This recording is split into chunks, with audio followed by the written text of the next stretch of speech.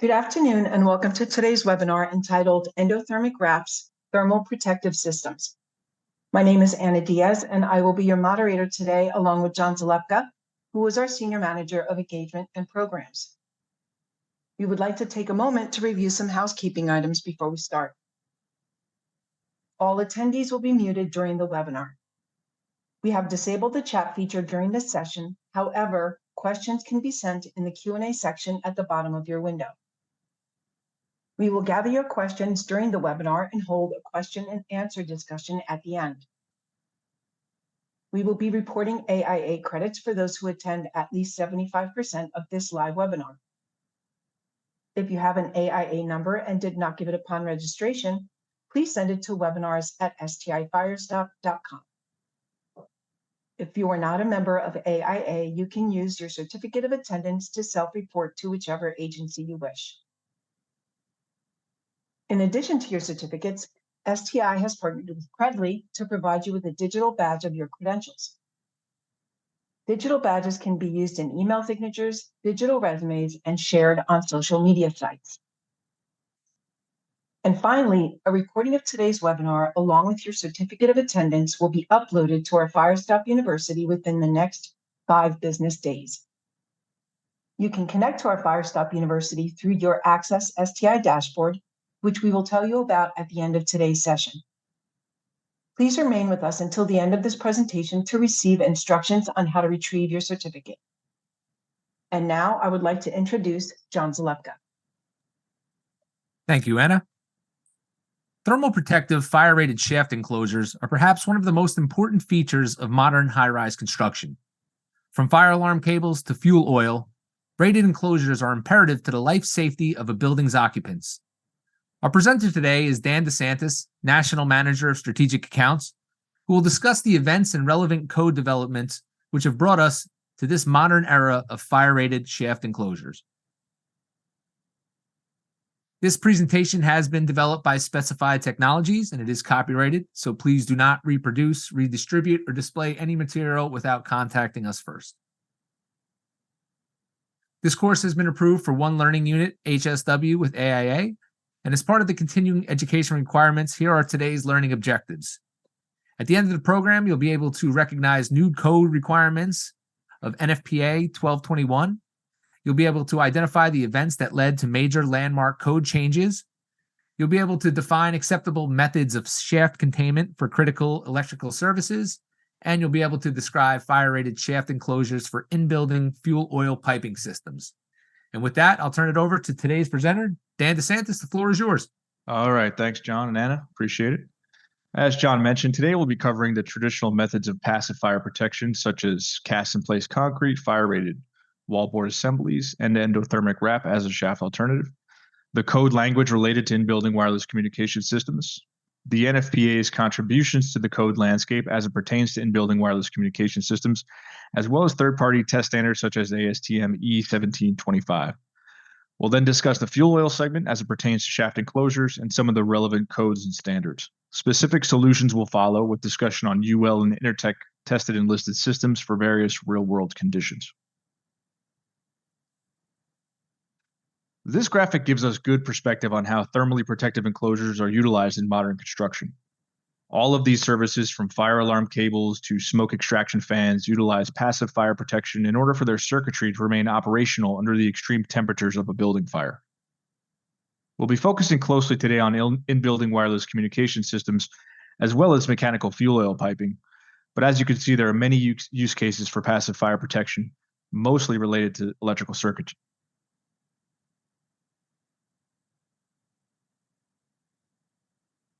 Thermal protective systems are passive in nature, meaning they live inside of the building, require little or no maintenance when properly installed, should maintain their integrity for the life of the building. Traditionally, we've seen this accomplished in 3 ways. Cast-in-place concrete encasement, where electrical pathways are completely immersed in thick concrete to prevent heat of a building's fire from interfering with the circuit's operation, as well as fire-rated gypsum wallboard assemblies, commonly referred to as a drywall shaft enclosure. Last but certainly not least is endothermic wrap, which is a thin, lightweight material used as a shaft enclosure for protection of building services. These wraps can provide an hourly rating of up to 2 hours, where traditional means of construction just might not be possible. It's important to note that not all endothermic wraps are created equal, and it's imperative that you know which standard this particular material is tested to before installing.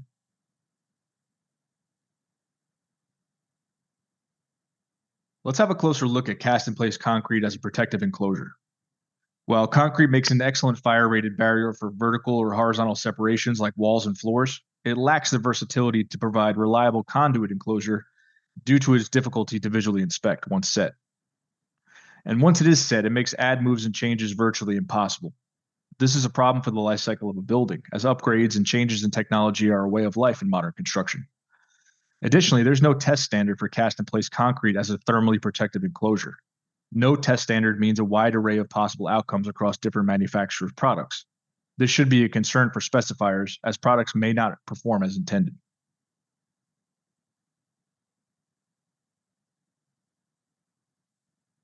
This graph here shows the temperature performance of cast-in-place concrete. This test was performed using the ASTM E119 time temperature curve for a typical cellulosic fire. As you'll see noted, the unexposed side of 2-inch thick concrete reached 675 degrees Fahrenheit after just 2 hours, while 4 inches were required to maintain a passable temperature of about 325 degrees above ambient or 400 degrees total.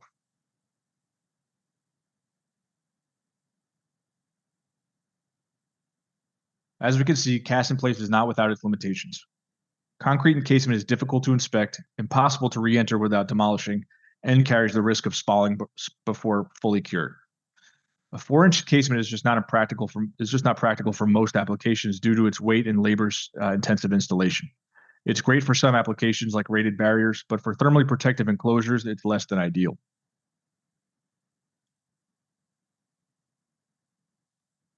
The next and most common type of thermally protective enclosure is a gypsum wallboard assembly.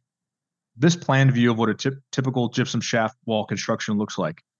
In this configuration, one side is 2 layers of 1/2-inch or 5/8 sheetrock, 2.5-inch CH studs spaced 24 inches on center, and 1 layer of 1-inch core board shaft liner on the reverse. This type of construction is commonly found in MEP riser shafts, elevators, and stair towers. It's a great option for enclosing large shafts, creating area separation walls in both vertical and horizontal assemblies.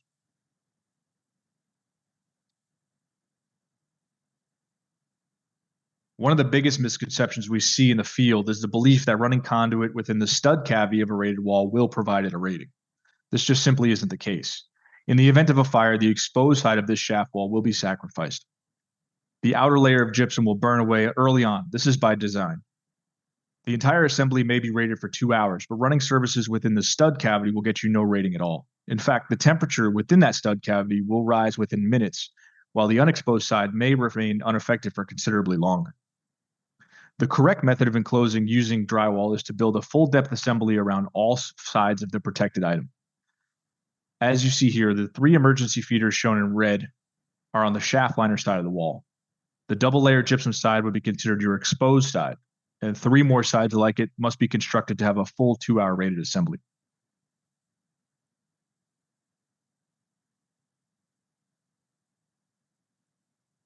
Although drywall has been the go-to solution for fire-rated shaft containment, it does have its limitations. Access is the #1 issue when using drywall. It's especially important in the retrofit market segment, which we'll be discussing in a bit. But can you frame the area that needs to be protected? Think of a busy corridor in a commercial use building, HVAC duct running next to IT wiring, next to chilled water lines. It gets extremely crowded up there. Now try to build a 4-sided drywall enclosure around a 1-inch conduit that lays on a trapeze hanger 2 inches away from a return air duct. Or maybe you have 500 linear feet of DAS cable to protect that snakes around the project. Access can be tough, especially in a city like New York or Chicago where space is at a premium. Since a full depth shaft assembly is required around all 4 sides of the protected item, you can lose finished ceiling height, and access to the inside of the shaft for troubleshooting or upgrades could be problematic as well.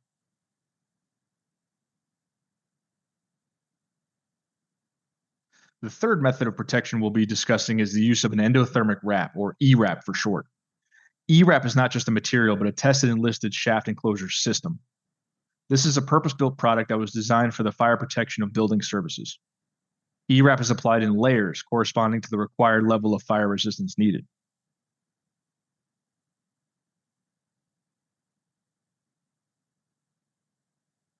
Endothermic wrap can be used on communication hardware for ARCs or DAS systems, as well as fire alarm pump circuitry, signaling equipment, panel boxes, mission critical circuitry of all kinds, as well as fuel oil lines.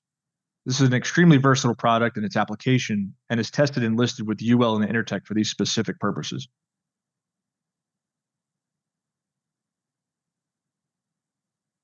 More on endothermic wrap in a bit, but first let's take a look to see how we got here.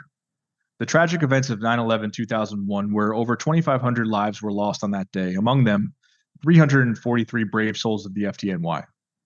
If there was any good to come of this horrific tragedy, it gave us an opportunity to improve our passive fire protection strategy.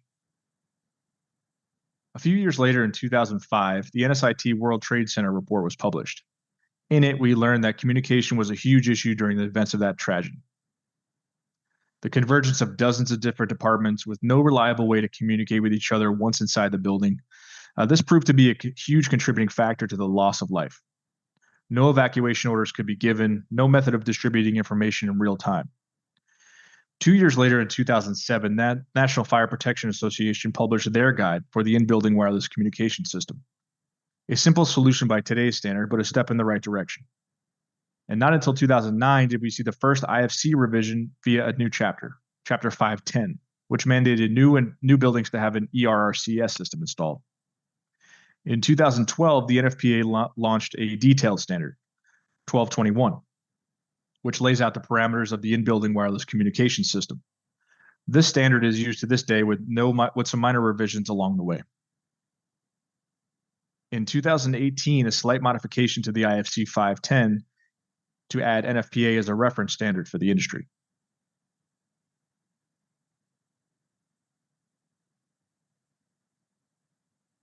Reference to circuit integrity and survivability are made in NFPA 72, or the National Fire Alarm and Signaling Code. The 2019 edition shown here makes mention of circuit integrity for in-building voice alarm systems, systems employing relocation or partial evacuation, and of course the in-building wireless communication system, or ERRCS. Circuit integrity refers to the operability of electrical circuits during a fire. It is a form of fire resistance rating. Circuit integrity is achieved via passive fire protection means, which are subject to stringent listing and approval for use and compliance.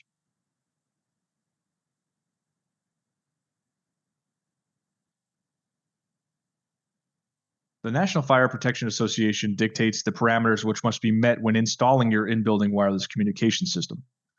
Among these is that there is a 95% radio coverage of every floor of your building is required under this code. Under related codes, such as the NFPA's signaling code, 90% of the floor's general building area must be covered with a radio signal, and as much as 99% of the floor's area coverage in critical areas identified by the AHJ. These could include high traffic areas or paths of egress.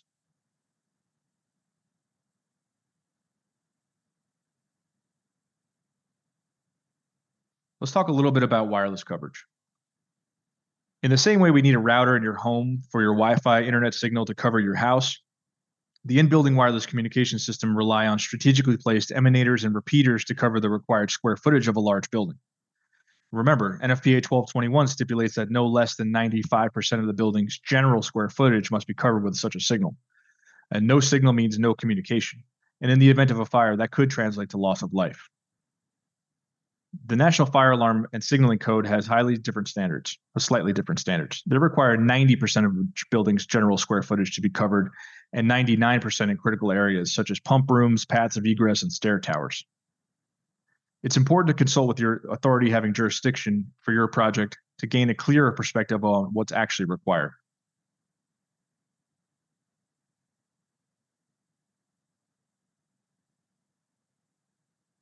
NFPA 1221 is a very broad standard that covers everything from hardware to coverage requirements for the in-building wireless communication system.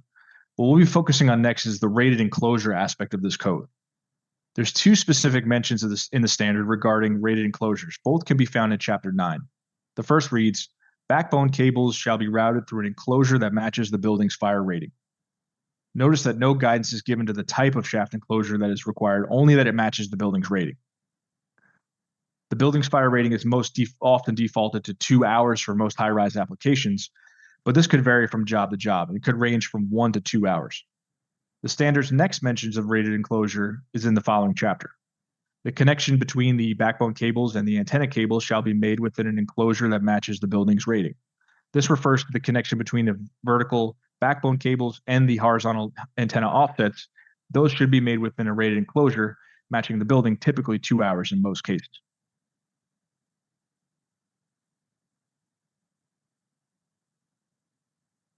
Requirements for in-building emergency radio communication systems were first introduced to the IFC in 2009 via Section 510. Buildings that cannot support the required level of radio coverage shall be equipped with an indoor distributed antenna system, DAS for short, with FCC certified signal boosters, or a system that is otherwise approved. The IFC also added requirements for existing buildings that did not already have an approved emergency radio communication system to meet the same requirements in effect for new buildings within a time frame established by the authority having jurisdiction. The International Fire Code, IFC, stipulates 95% of general square footage for public safety. This is significant due to the creation of what's known as the retrofit market. Older buildings requiring a new ERRCS system have a much more unique challenge from an execution standpoint. Existing shafts and rated pathways may not be an option without invasive demolition and extensive review of the surrounding construction. We must also often look to alternative shaft enclosures like endothermic wrap for these applications due to their complexity and access issues.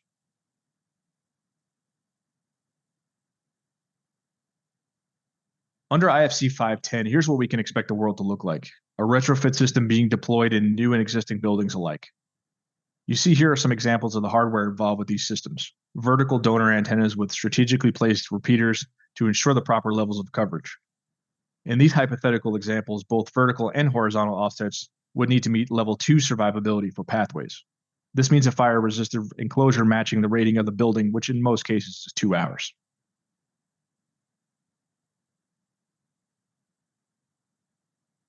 So how do we know if a material is suitable for use as a fire-resistant enclosure? Well, we burn it using the ASTM E1725 standard. A full-scale test is conducted in a burn lab. The temperature curve you see here is called the ASTM E119 time temperature curve. This simulates real-world building cellulose fire conditions. The same temperature curve is used for penetrations, joint construction, as well as curtain wall fire stopping standards. They even use the same time temperature curve when evaluating the barriers themselves to determine if a gypsum wallboard assembly can carry a fire resistance rating, for example. This curve helps us to achieve a consistent fire rating that serves as a baseline for all systems. Having a consistent test acts as a yardstick to measure against for all systems across all manufacturers. During this test, thermal sensors are placed within the inside of the enclosure on a bare copper conductor and read the temperature minute by minute.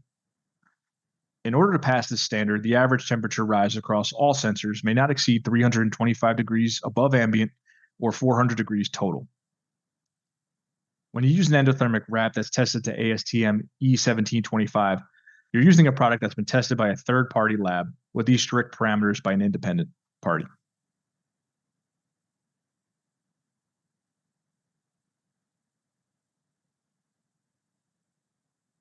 When it's been determined that an existing building is required to have an ERRCS system installed, the challenges can be unique. Perhaps the upgrade is occurring in an existing hospital or a fully occupied dormitory. Those cases can be challenging when it comes to achieving circuit integrity. Retrofits have surprises. Countless changes have been made over the years to the IT and security systems, leaving little or no space for new pathways. Existing shafts may not be accessible without invasive demolition. Endothermic wrap is a silent installation, meaning no power tools are required. This is ideal for the occupied hospitals, and it means less disruption to patient care and overnight sealing permits with work that won't disturb the occupants. EWRAP is also the lowest profile solution for circuit integrity. At just half an inch thick per layer, space becomes less of an issue and your survivability requirements can be met without sacrificing finished ceiling height.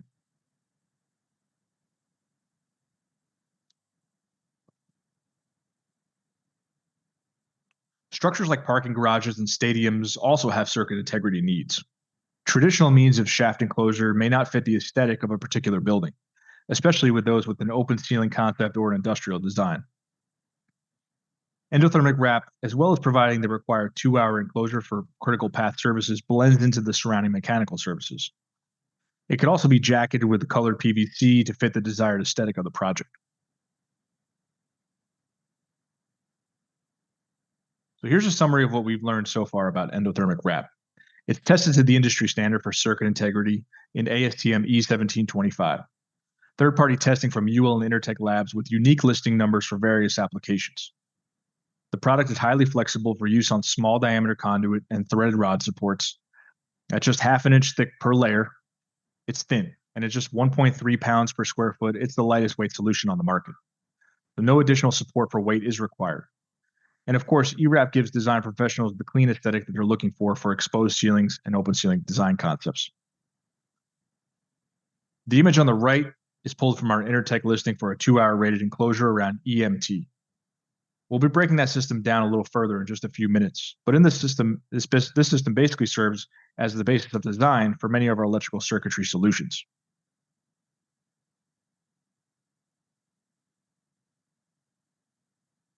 So how does a thin, lightweight material have the ability to protect circuits under the extreme conditions of a building fire? Well, as the name implies, this class of material is endothermic in nature, meaning it absorbs heat to initiate a reaction. Endothermic wrap contains chemically bound H2O molecules which absorb energy in a slow and predictable way. The energy is diverted away from the circuit via steam, keeping the temperature inside at a reliable level to maintain the integrity of that pathway. Endothermic wrap is applied in layers corresponding to the required fire resistance of the protected item. In the image shown here, 4 layers were required to protect this item for a 2-hour fire resistance rating.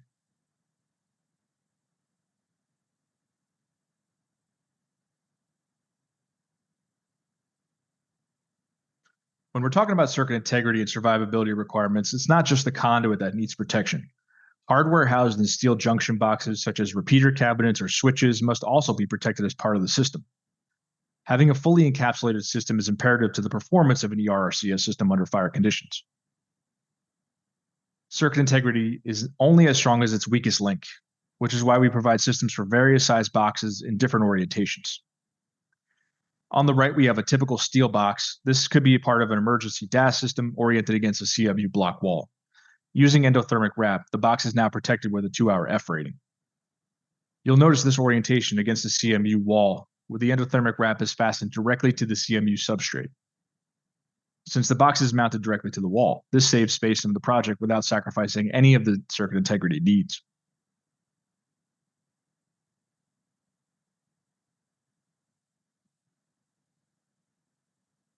And it's not just DAS hardware that could be required to be enclosed. Maybe it's a utility panel for a backup generator or a med gas valve box. Either way, using endothermic wrap is a tested and purpose-built solution for protecting these items that will meet the performance requirements of the building code in your region. The sketch shown on the right, in both section and elevation view, is a typical panel box recessed into a 2-hour rated gypsum wallboard assembly. Endothermic wrap turns this into a 2-hour rated membrane penetration and adds very little weight to the overall design.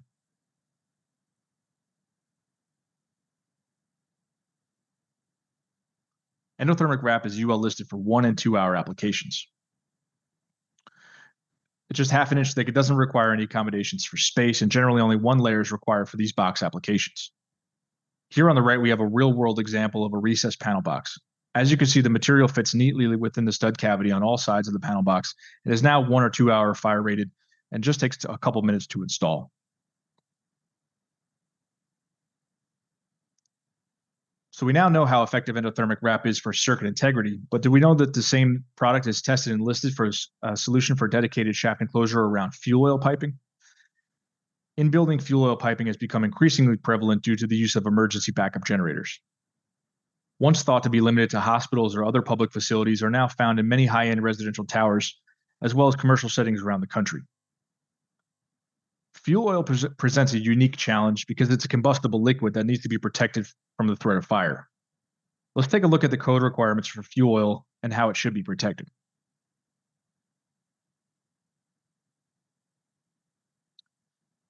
In the IBC section 403, the code requires that fuel oil lines supplying a generator set inside of the building shall be separated from the areas of the building other than the generator room by an approved method or assembly that has a fire resistance rating of not less than 2 hours. IBC section 2702 reads as follows. Fuel oil lines supplying a generator set inside of a high-rise building shall be protected from areas other than the room where the generator is located by an approved method or assembly having a fire resistance rating of not less than 2 hours. Further breakdown of this code reveals any fuel oil piping not located within the same room as a generator or storage tanks must be protected with a minimum 2-hour fire resistance rated assembly. Furthermore, codes like the NYC Building Code clearly stipulate that fuel oil must be in a dedicated shaft or one that is not shared with any other services. This can cause some design complications for large MEP risers in the core of the building because those would not be considered dedicated. Therefore, a shaft within a shaft, it would be required if use of those risers is made. Let's take a closer look at the NYC Building Code on fuel oil line.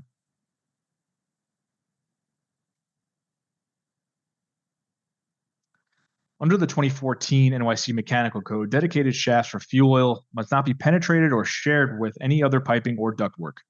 Completely dedicated shafts are required. Chapter 13 speaks about the piping requirements and states that fuel oil return and vent piping must be enclosed in a shaft of 4-inch thick concrete or an enclosure that matches the building's fire rating.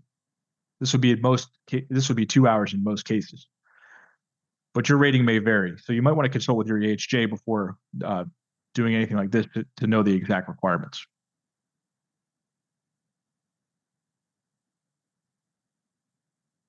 Here's the code language for horizontal offsets from the 2014 Mechanical Code. Horizontal offsets shall be enclosed in a construction having a 2-hour fire resistance rating. In certain areas of New York City, which are prone to flooding, they may require their generators to be located on rooftops. These would produce a lot more horizontal offsets in piping as run from subcellar to the top rooftop generators are made. These, where piping turns out from vertical shaft to vertical shaft, would be considered horizontal offsets. The use of endothermic wrap can be used in conjunction with both CMU and gypsum wallboard enclosures. We'll be breaking that down further in just a bit. We currently protect fuel oil in a number of different ways. Gypsum wallboard enclosures are great for large MEP shafts, but since fuel oil is required to be in a dedicated shaft, space and access can become an issue. Cast-in-place encasement, much like with electrical circuitry, is an acceptable method, but seldom used due to its weight and inability to re-enter once cured. CMU shafts are commonly used for long vertical runs between floors since they're relatively inexpensive and provide reliable protection. This is not as practical for horizontal offsets or for the retrofit applications.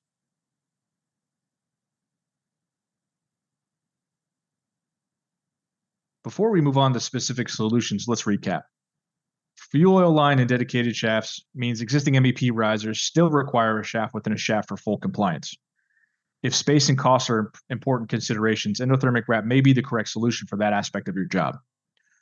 Also, keep in mind that EWRAP can be used in conjunction with other methods of enclosure like CMU and drywall.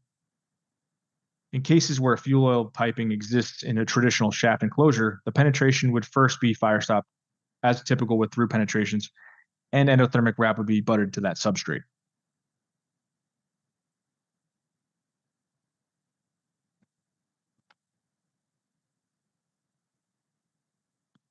As you can see here on a large project completed in New York City where a 16-inch wide spill duct enclosure housing several fuel oil lines was enclosed with endothermic wrap. This application blends seamlessly into the surrounding construction, and the code requirements for fire resistance are met. So why use an endothermic wrap on fuel oil? Well, the code tells us that both piping and vertical and horizontal must be contained in dedicated shafts. These can take up a lot of space that could be better served on the project. They're often very costly to build if cast in place and CMU are involved. And testing for single and double containment fuel oil systems has been conducted with third-party labs like UL and Intertech. Endothermic wrap is only half an inch thick per layer, and this does save quite a bit of space on the project. So what exactly does third-party testing mean in the case of EWRAP for fuel oil? We tested the product to the industry standard, UL 1489. This is a burn test conducted at UL's lab, much like the test for electrical circuitry, with strict pass-fail criteria.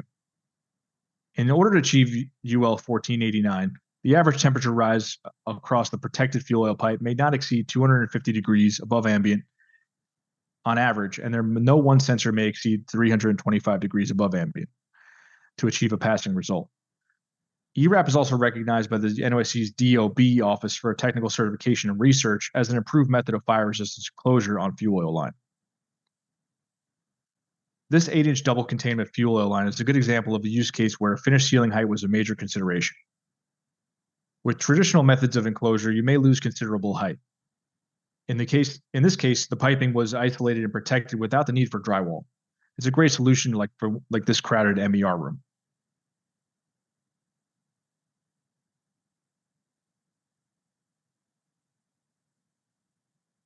Next, we'll be speaking about some proprietary tested and listed systems for STI's ERAP. We'll cover some of the specific requirements for installation, as well as some of the project specifically encountered and warrant the use of engineering judgments. We'll take a closer look at some of the Intertech and UL listings for endothermic wrap, as well as a closer breakdown of junction boxes and through penetrations like those of unlike shaft materials. This particular system was tested by Intertech, listing number STI AF12001. This is an all-encompassing conduit system for up to 2-hour F-rated protection. This system allows the use of 2 different methods of installation. The telescopic method, where layers are offset by 2 inches and overlapped horizontally as layers are installed, as well as the butted seam method, where all layers are applied in 24-inch wide sections and butted against the next.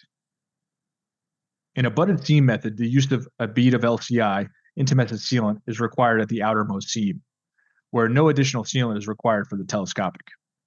Either installation is completely acceptable as far as this listing is concerned. It's just a matter of installer preference. Regardless of which method is used, we allow for the use of 1/2-inch banding coil or 16-gauge tie wire on outermost layers to fasten in place. Banding provides a cleaner aesthetic, whereas tie wire may be a quicker installation. Both would be acceptable under this Intertech listing.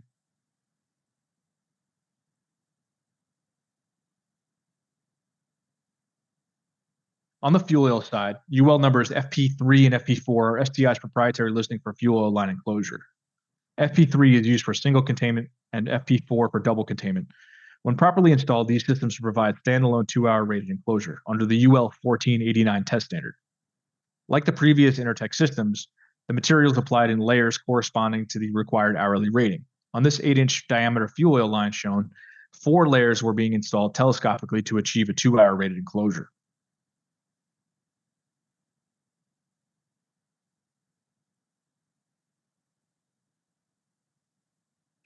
As I mentioned, ERAP is applied in layers corresponding to the desired hourly rating.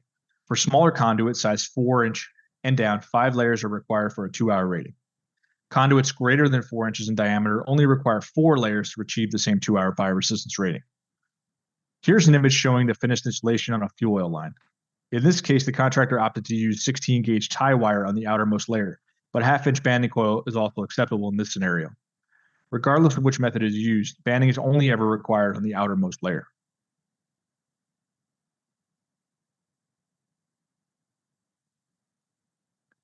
Here we see STI's proprietary listing with UL, WL7307.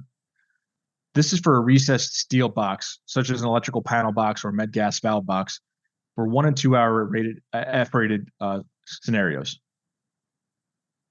This system only applies to boxes which are recessed in a 1 or 2 hour rated gypsum wallboard assembly and provide a lightweight solution for rating boxes that is simple and easy to install and doesn't require any special tools.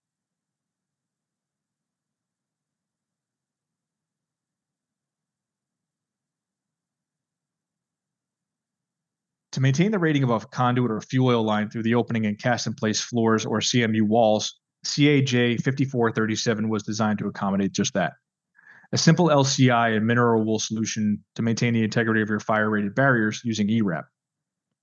In this case, an 8-inch double containment fuel oil line exits the CMU shaft directly beneath the floor slab. Using this typical fire stop detail, we were able to support the use of ERAP transitions from unlike materials.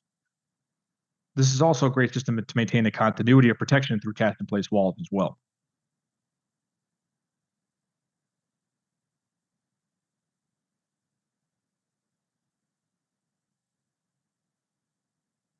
We realize that every project presents its own unique conditions and challenges. If it's been determined that an engineering judgment is required for a condition like a wall-mounted repeater cabinet, or maybe a common enclosure of multiple conduits, or even a unique hanger or support piece that needs to be enclosed as part of the system, Whatever the condition may be, we're capable of producing the right solution for that project. Engineering judgments are always designed and written by professional fire protection engineers, never by salespeople. Here's a list of some of the atypical conditions we've encountered in the past. The sketch on the right shows the typical trapeze hanger with 4 conduits that can be protected together in what's known as a common enclosure. Below that is the section view of 3 conduits ran tight against a cast-in-place concrete floor slab. This is a low-profile design that's popular in the retrofit ERRCS market due to its space efficiency. These conduits are protected in what's known as the clamshell method. Layers are half-mooned and mechanically fastened directly to the deck instead of wrapped around the circumference of the conduit. This is great for cast-in-place walls and floors since shorter standoffs can be used and the ceiling protected. You can protect your finished ceiling height as well.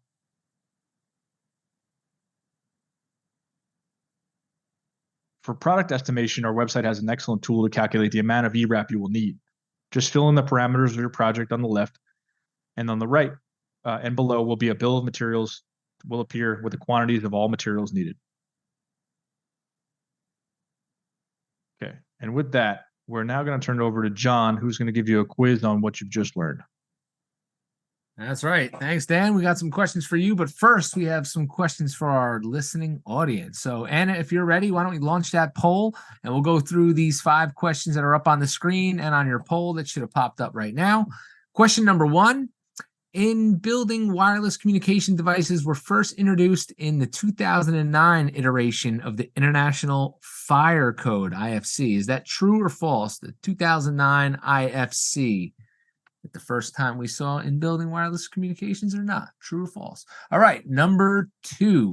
Under IFC guidelines, what percentage of a building's general square footage is required to be covered by an in-building wireless communication system?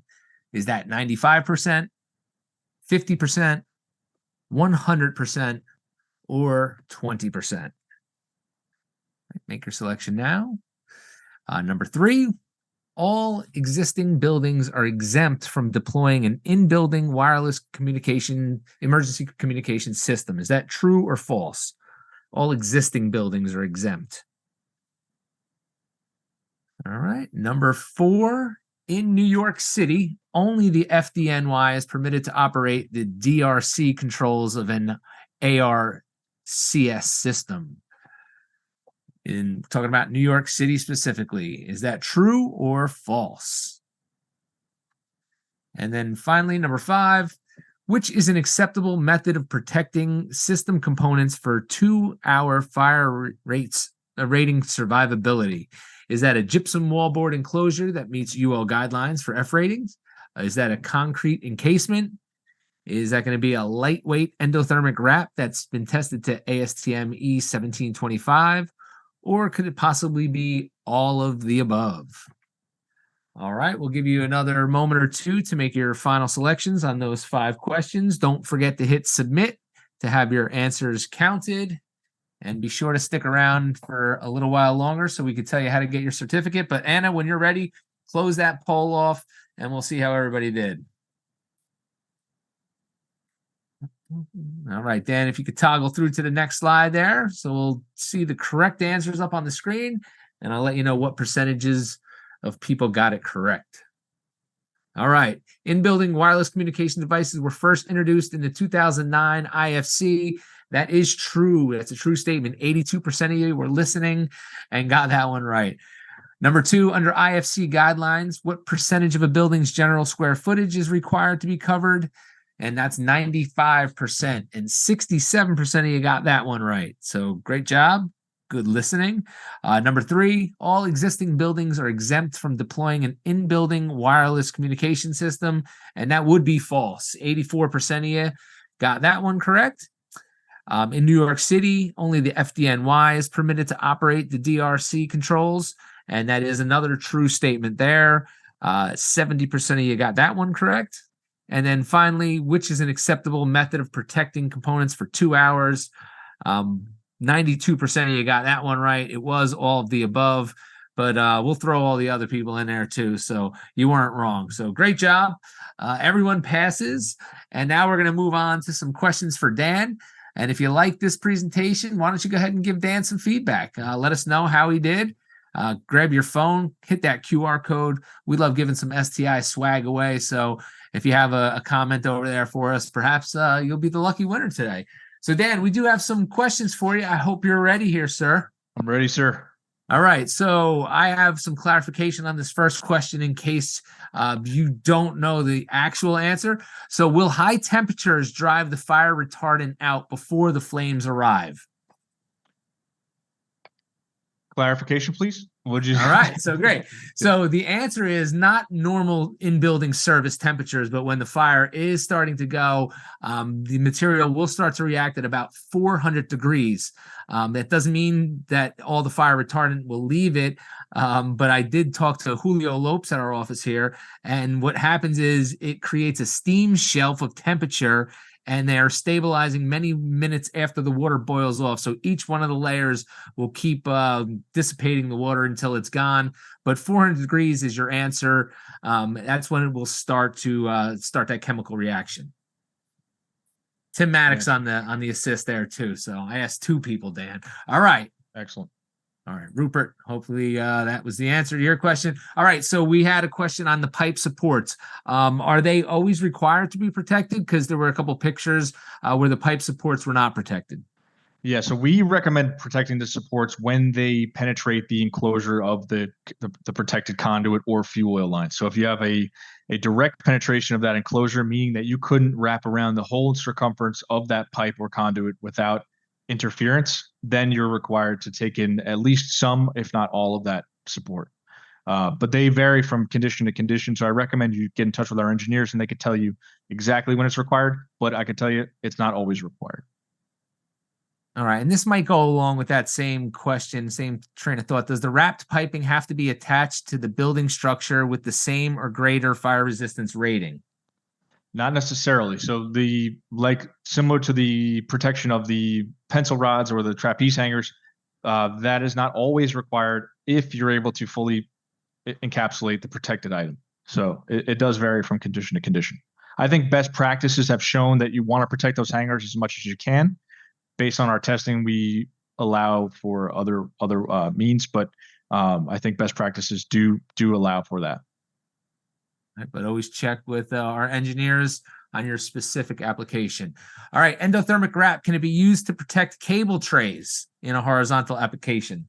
Yeah, we now support cable trays to a limited extent, but check with our engineers because those systems are not readily available. We'll be able to get you the information that you need. Does it expand? I don't think it expands under fire conditions, correct? No, it's not an intumescent product. This does not expand under exposure to heat. It's purely an endothermic material that will absorb heat, but no expansion will occur. Right. I think we just answered the question because the second part of that was what temperature does it start to expand, but it starts to release that chemically bound moisture at about 400 degrees. So I think we hit both questions there. All right. Done. Do the hangers have to be protected? We got to that one already. Showing the wrap on the backside. All right, an image was shown. The wrap was on the backside of an electrical panel to maintain the fire rating. Can this also be used for small junction boxes like a duplex or quad outlet box? No. In lieu of a putty pad, I think the question might be like if in that similar application, no, we wouldn't recommend using it that way. We would recommend using it on anything that's about 16 by 11 or larger. Somewhere in that neighborhood, but not for small membrane penetrations like a duplex. What are best practices for cabinets requiring serviceability or repeater cabinets? So the product is applied in layers, as we discussed, and best practices for a cabinet that needs to be re-entered often is putting those layers on last. So the door side on last, and it would just save you a ton of time to be able to just remove a couple layers on the door side and remain everything else intact. That way you don't have to go through the process of reinstalling the E-wrap around the entire box just on the door side. All right. Awesome. Under what conditions is it acceptable for exterior use, if any? It could be used in exteriors as long as you want to commit to using some sort of jacketing.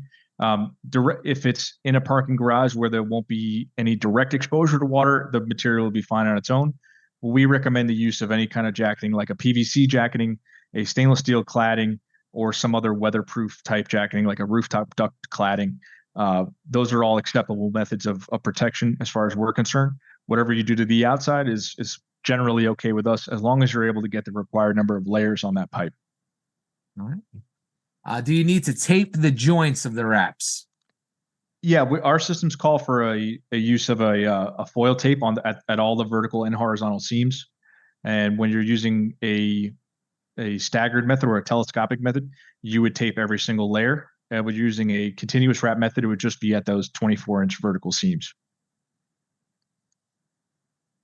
One more came in here. Can you wrap wall heater boxes? I don't know. I don't know. But I'd have to look at that condition specifically and the reason for it. But we can wrap many different types of and sizes of boxes, so we might be able to do that as well. All right, John. We'll reach out to you. Now we'll have Dan. We'll get these questions over to him. Dan, there's also a couple other questions regarding cost and some other things that you may want to address offline here. So we'll make sure that Dan gets all of the questions, whether we got to them or not today. But that looks like everything that we're going to be asking live right now. So Dan, let's scroll on a little bit and tell the people about what else we have going on here. All right, so Specified Technologies is the company that brought you this webinar and brings you all these webinar Wednesdays. It's fire stopping is our only business, so we're here to provide innovative, cost-effective fire stop, smoke, and sound solutions for you. So keep tuning in, and we'll keep delivering some presentations to you. We have a worldwide global presence, if you will. We're globally based in Somerville, New Jersey, beautiful Somerville, New Jersey, about an hour west of New York City. But as you see here, we have warehouses throughout the world, and we have plenty of sales coverage. So reach out if we can be of any help there. Access STI, this is what you all need to know. So grab your phone again, hit this QR code, make sure you have an Access STI account. Once you sign up for this, it's no charge to do so. In your dashboard, you'll see something for Fire Stop University. Give us about 3 to 5 days to get your certificate for this course there. We'll also have the recording in a few days as well. But again, create an Access STI account. Once you do, get into your dashboard, find Fire Stop University, and you'll see all of the courses that we have available, including your certificate for this one. System Search and Submittal Builder is a great app that we have for either your Apple phone or those other phones over there. So this is a great app. Like I said, if you are in a place that you don't have Wi-Fi or cell signal, you'll be able to access our 1,500 plus UL systems, Intertech systems, all of our fire stop systems. So feel free to download this. Again, no charge for that as well. Here's our engineering support crew.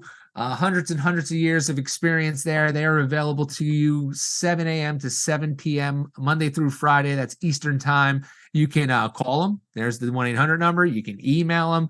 You can even chat with them live, either on the app or on our website there. So you literally could be on a job site, take a picture, and start an engineering judgment or get any lead documentation, anything you might need for your authority having jurisdiction. Just reach out. Again, no charge for their services as well. We have a lot of great architectural resources. If you're in the design community, if you're in the specifications, we have all of the guide specs that are updated with current codes and standards. They're downloadable Word documents, so you can cut and paste them just as is, incorporate them into your master spec. We also have BIM objects and Firestop Clash Management for you Revit users out there. Firestop Clash Manager is a great tool to detect any type of clashes where your penetrations or joint systems pop up.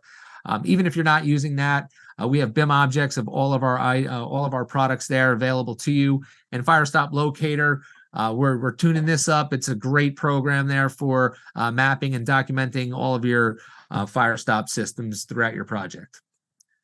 Barrier management program. This is a great tool. Reach out. We have this available as a digital tool, also as an analog. So this helps you to coordinate your subcontractor trades on your job site. If you're not using a fire stop contractor, it gets everybody on the same page. Again, we can make you binders. Reach out to your local territory managers. They can create schedules of required fire stop systems that you're going to be using. It's just a great tool to help with inspection and make sure everyone knows their responsibilities. Firestop University, this is what I mentioned. This is kind of what the page looks like. Once you have your Access account, click over onto Firestop University. And then on the next page here, you'll see a bunch of different courses that we have available. Again, we're doing these as live webinars throughout this fall, but we also have them available as playback on recordings on Firestop University. So if you need any extra continuing education credits, we have you covered there. So head on over to Firestop University. And as Anna mentioned at the outset, you will be getting a Credly badge in addition to your certificate that'll be ready in a few days. Anna, did I miss anything that you want to cover? Just wanted to give a quick reminder that we will be reporting AIA credits for those who gave us their member number and attended at least 75% of this live webinar. If you have an AIA member number and did not give it upon registration, please send it to webinars@sta@firestop.com. And lastly, you will all receive an email within 5 business days when the recording and certificates are ready. If you have not created an Access STI account yet, please make sure you use the same email address you used to register for today's webinar when creating your Access STI account. Back to you, John. All right. Thank you, everyone, for tuning in. Dan, would you like to say goodbye to everyone? No, but I'd like to say thank you first, and then we do appreciate you spending some time with us, and look out for the next webinar, and we'd love to have you. All right. Thanks so much, Dan, and thank you, everyone, for tuning in. We'll see you next week.